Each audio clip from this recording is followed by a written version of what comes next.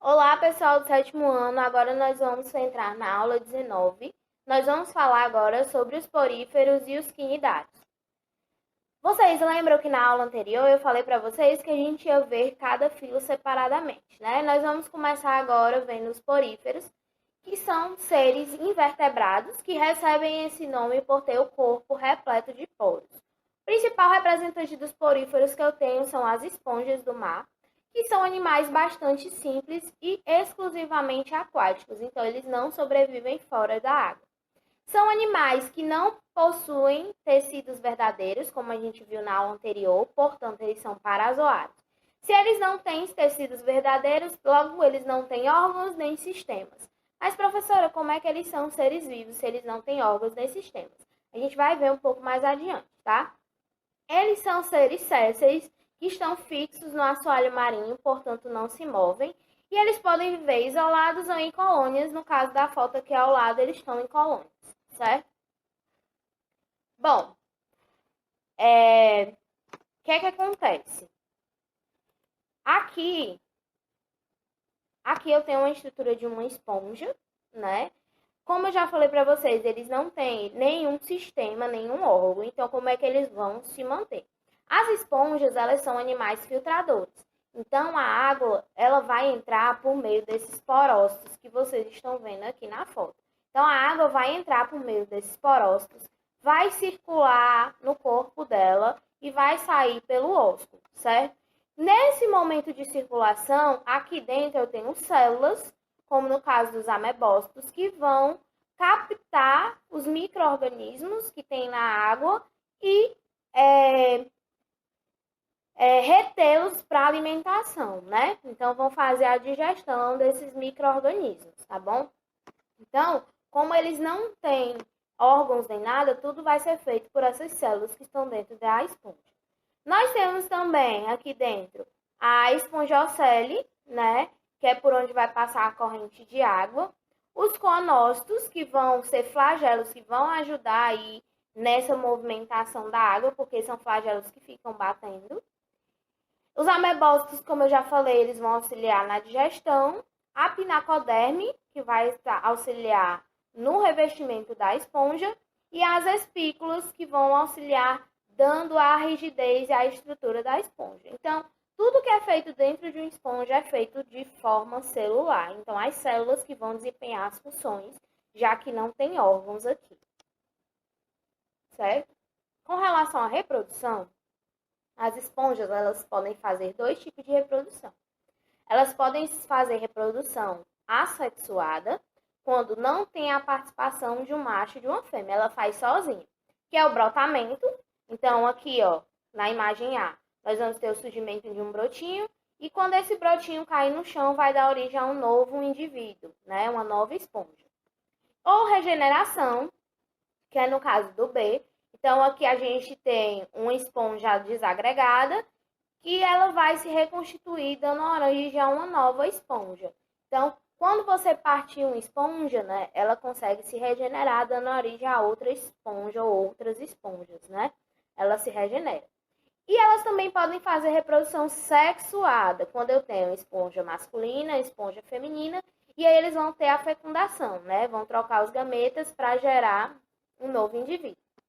Que é no caso do C, né? Eu tenho aqui o meu espermatozoide, que é o gameta masculino, e o óvulo, que é o gameta feminino, que vão se encontrar na água para dar origem a um ovo que vai originar uma nova esponja, tá bom? Agora vamos falar sobre os quinidários. Os quinidários já vão ser organismos um pouco mais avançados. Eles são organismos pluricelulares, né? Vivem também em ambientes aquáticos. A gente tem cerca de 11 mil espécies de quinidários, então a gente tem muitas espécies. Os seus representantes são a água-viva, os corais, a anêmona do mar, as hidras e as caravelas do mar. Bom, o meu quinidário, ele vai ser importante por ter nos seus tentáculos uma coisa denominada de quinidócito, que vai liberar uma substância urticante. Então, se entrar em contato com o tentáculo dele, pode ocasionar queimadura, certo?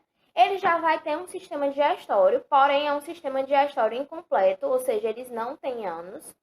eles já não vão ter um sistema respiratório propriamente dito, né? Mas vão ter um sistema nervoso simples, mas já vai ter algumas células nervosas que são os neurônios. Com relação à reprodução, eles podem se reproduzir assexuadamente ou sexuadamente. Assexuadamente, por brotamento, muito semelhante ao que a gente viu nos poríferos, né? Então, vai surgir um brotinho vai cair no chão, vai dar origem a um novo organismo. Ou sexuadamente, né? Como? Nós vamos ter organismos que são dioicos, ou seja, homem e mulher em corpos diferentes, e organismos hermafroditas. Então, homem e mulher no mesmo corpo.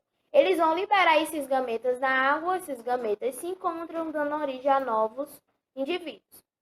Uma característica dos quinidários é que eles fazem alternância de gerações, ou seja, eles passam uma parte da vida, né, fazendo reprodução assexuada e uma parte fazendo sexuada. Bom, aqui vocês podem ver a reprodução, tá bom? Para a gente explicar bem direitinho. Aqui nós temos o brotamento. Então, nós temos a formação do broto, o broto cai no chão para dar origem a um novo indivíduo. Aqui nós temos a reprodução por gametas, né? Então, nós temos um quinidário macho, um quinidário fêmea, eles liberam os gametas, esses gametas se encontram produzindo um novo indivíduo. E a alternância de gerações, né? Quando ele passa por uma fase sexuada e uma fase assexuada, né? Aqui nós temos a liberação dos esporos, né? E aí, esses meus esporos vão dar origem às medusas. As medusas vão liberar gametas que vão se fecundar, dando origem ao novo pólipo. Que eu não falei para vocês, gente. Os quinidários, eles podem ter duas formas de vida, né? Eles podem ser pólipos ou medusas. Os pólipos, eles são sésseis, eles ficam presos no mar. E a medusa, eles são livres, que são as águas vivas, né? Então, na minha alternância de gerações, eles vão passar por uma fase de pólipo e uma fase de medusa, tá bom? Começando com os platelmintos. Os platelmintos são organismos invertebrados, ou seja, não têm coluna vertebral.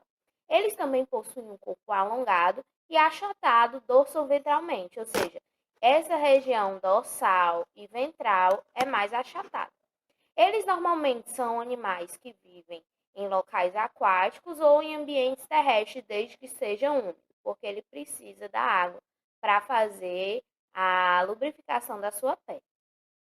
Algumas espécies são de vida livre, ou seja, vivem soltos na natureza, e algumas espécies são parasitas. Eles vão ter um sistema digestório incompleto, ou seja, eles vão ter uma boca, porém eles não vão ter um ânus. E aí, como é que eles vão fazer suas excretas, né? Eles vão fazer por meio de difusão, que a gente vai ver um pouco mais à frente. Eles também não vão ter um sistema respiratório e nem um sistema circulatório, que também vai acontecer as trocas gasosas por meio de difusão. O que é essa difusão? A difusão é um processo onde vai passando célula a célula os componentes do corpo, tanto o oxigênio para respirar, quanto as excretas, certo? Eles vão ter um sistema nervoso bastante simples, onde eles vão ter a presença de océlos, que funcionam como se fossem receptores de luminosidade, certo? E a reprodução deles, ela pode ser de duas maneiras. Ou assexuada, quando não envolve um macho e uma fêmea, e acontece por fragmentação, ou seja, esse indivíduo aqui vai ter seu corpo dividido ao meio e cada parte regenerando, dando origem a um novo indivíduo, certo? Ou sexuada, quando eu tenho a presença de um macho e de uma fêmea, e aí vai acontecer a fecundação. Bom, algumas doenças podem ser causadas por platelmintos. A primeira delas é a teníase, mais conhecida como solitária. A teníase é uma doença que vai ser ocasionada através de ovos, né? Tanto na carne de boi quanto na carne de porco, quando você ingere, né, esses ovos, eles vão eclodir lá no seu intestino, formando a solitária, né? Como nós vemos aqui no ciclo. Então, inicialmente eu tenho a tênia, que ela pode ser saginata ou sólio, dependendo de onde seja a contaminação, se seja do porco ou se seja do boi, né? Aí a pessoa vai consumir a carne infectada, porque se uma carne for mal cozida ou mal assada, você pode se contaminar. Os ovos vão passar para dentro do seu corpo, né? E vão eclodir no seu intestino delgado. Os sintomas da ateníase é náuseas, dor de cabeça e abdominal, alterações no apetite, sonolência e indisposição, certo? Por quê? Porque a tênia, ela pode chegar a um tamanho bastante grande. A prevenção é tratar os doentes, consumir sempre carnes bem cozidas e assadas e usar medidas sanitárias, certo? Nós temos também a esquistossomose, que é uma doença causada por um plateuminto, onde ele usa como vetor, né, os caramujos. Então, inicialmente, eu tenho aí os ovos, né, contaminados. Esses ovos vão eclodir e liberar miracídios, né, que são pequenas larvas. Essas larvas vão penetrar primeiramente nos caramujos, que são um hospedeiro secundário, né, ou intermediário. Esses miracídios vão se multiplicar dentro dos caramujos, né? E depois, quando esses caramujos eclodirem, né, ou explodirem, eles vão liberar as cercárias, que são larvas que vão penetrar na pele da pessoa e aí elas vão, por meio da circulação sanguínea, se instalar em alguma parte do corpo, né? Normalmente elas têm predisposição para se instalarem na região do fígado, como vocês estão vendo aqui, né? Até chegar na parte do intestino, bexiga e outras partes do corpo. Essa doença, ela tem alguns sintomas, como febre, calafrio, dor muscular, tosse, dor e inchaço abdominal. Por isso que o outro nome dessa doença é barriga d'água, porque a pessoa tem uma retenção de líquido e aumenta a barriga. A prevenção é tratar os doentes, ferver sempre a água, usar medidas sanitárias e evitar banhos em lagoas. Por que em lagoas? Porque vai ter uma população de caramujo relativamente alta e basta uma pessoa contaminada defecar próximo à lagoa para que essa doença se espalhe. Bom, falando agora dos nemateumintos, os nemateumintos, eles são vermes cilíndricos e alongados, então eles vão ter suas extremidades também mais afiladas. Assim como os plateumintos, eles podem viver tanto em ambientes aquáticos como em ambientes terrestres, desde que sejam úmidos. Eles também podem ser de vida livre ou parasita. Só que o sistema digestório dos nemateumintos já é completo, ou seja, ele vai ter uma boca e um ânus. Sistema circulatório e respiratório são ausentes também, certo? E a reprodução se dá de forma sexuada, porque nós temos espécies dioicas, ou seja, machos e fêmeas separados. A fecundação ela vai se dar internamente, né? E uma característica desses nemateumintos é que eles vão ter dimorfismo sexual. Então, o macho é muito diferente da fêmea, certo? Algumas doenças causadas por nemateumintos. Ascaridíase, que é a famosa lombriga, né?